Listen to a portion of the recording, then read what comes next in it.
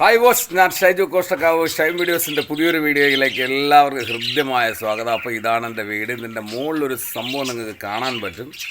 അതിൻ്റെ വിശദാംശങ്ങളെക്കുറിച്ച് ഇതിനെ പറ്റിയൊരു വീഡിയോ എൻ്റെ ചാനലിൽ തന്നെ കിടപ്പുണ്ടായിരുന്നു. വീട് എങ്ങനെ തിയേറ്ററാക്കാമെന്ന് പറഞ്ഞുള്ള.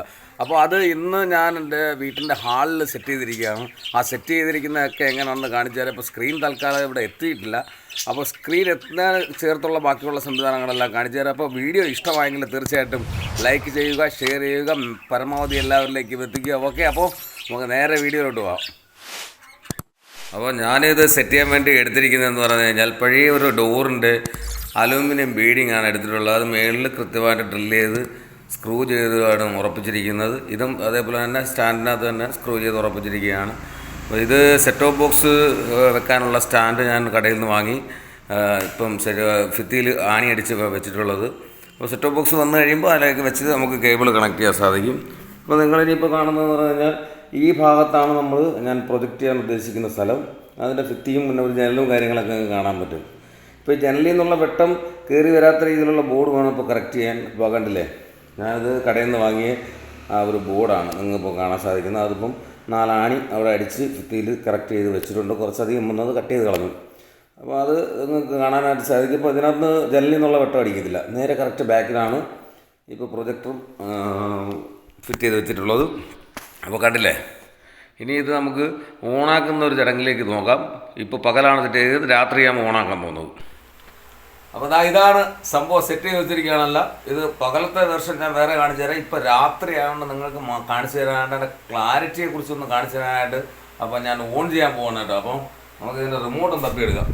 അവിടെ തൊട്ടടുത്ത് തന്നെ റിമോട്ട്. അപ്പോൾ ഞാൻ ഇതിൻ്റെ സ്വിച്ച് ഒന്ന് ഓൺ ചെയ്യുകയാണ്. സ്വിച്ച് ഏകദേശം ഓണായി കഴിഞ്ഞു. സ്വിച്ച് ഓണായി കഴിയുമ്പോൾ ഇതിനകത്തൊരു ചുവപ്പ് ലൈറ്റ് തെളിയും. ഞാനിപ്പോൾ അതിൻ്റെ പവർ ബട്ടൺ ഓണാക്കുകയാണ്. അപ്പോൾ റെഡിയല്ലേ? ഓൺ ചെയ്യാൻ പോവുകയാണ്.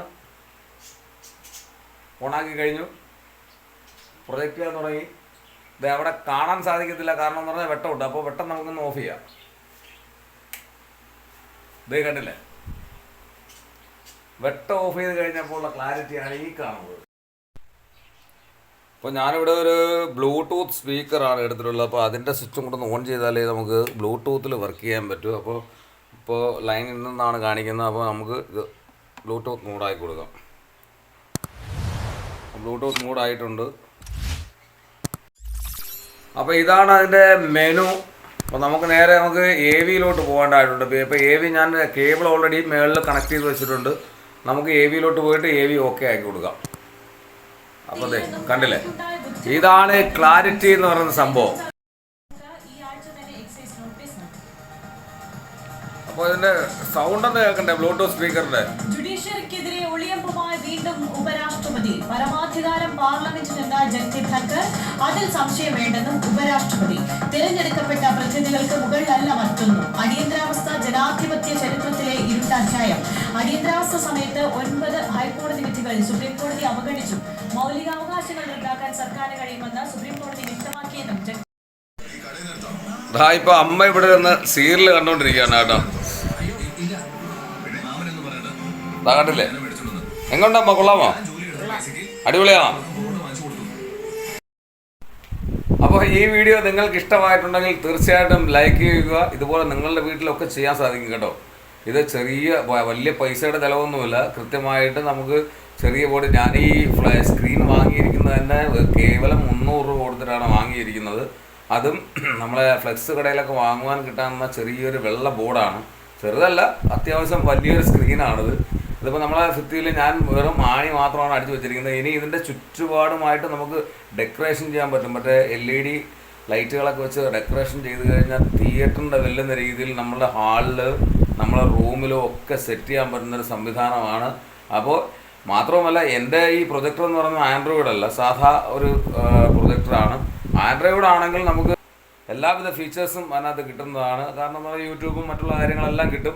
അപ്പോൾ ഇത് നിങ്ങൾക്ക് ഇഷ്ടമായെങ്കിൽ തീർച്ചയായിട്ടും എന്നെ സപ്പോർട്ട് ചെയ്യണം, തീർച്ചയായിട്ടും. ഓക്കെ, അപ്പോൾ ഗുഡ് ബൈ.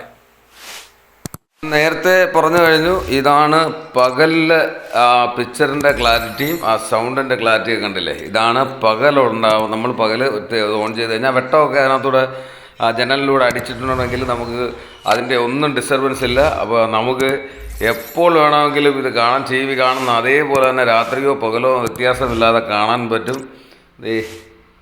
ഇതിപ്പോൾ കൈരളി TV ആണ് ഇട്ടിരിക്കുന്നത്, കണ്ടില്ലേ? ഓക്കെ.